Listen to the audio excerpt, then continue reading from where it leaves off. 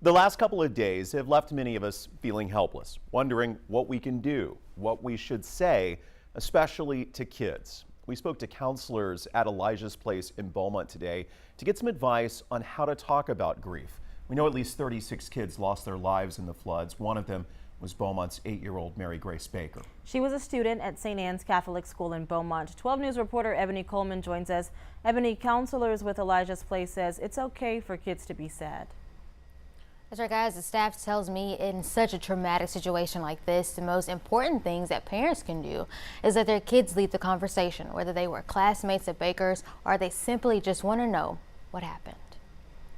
I cannot begin to imagine the terror that they might have felt at that moment because nobody knew what's going to happen. Catholic Charities of Southeast Texas houses Elijah's Place, a nonprofit that helps families navigate loss. The services that we offer here are, like I said, they're support groups for families that have children who've experienced the death of a parent or sibling. They've stepped in after the deaths of 4 Southeast Texans in the Hill Country, including 8-year-old Mary Grace Baker.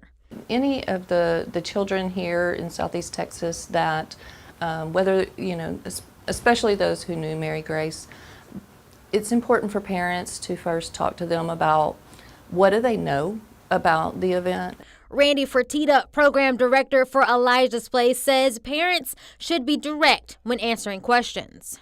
By offering them the information that they need, it keeps the children from conjuring up their own ideas. And know the signs of when their child could be experiencing grief. If children are expressing a lot of physical complaints, if their behavior starts changing. Christian Yamana is a counselor at the nonprofit. He specializes in play therapy with children.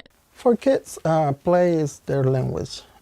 Some kids, they don't have the ability to comprehend what's going on with them. So we use play for them to express what they cannot express with language. He wants parents and caregivers to make sure they are supported too. You don't have to deal with this alone. We're here and we're open to help you in any way that we can. Fertitta says they have reached out to the victims' families and their schools to offer support. They are even prepared to host a special support group for those families. So far, no one has taken them up on that offer. If you need help, you can visit 12newsnow.com to get more information. In studio, Ebony Coleman, 12 News.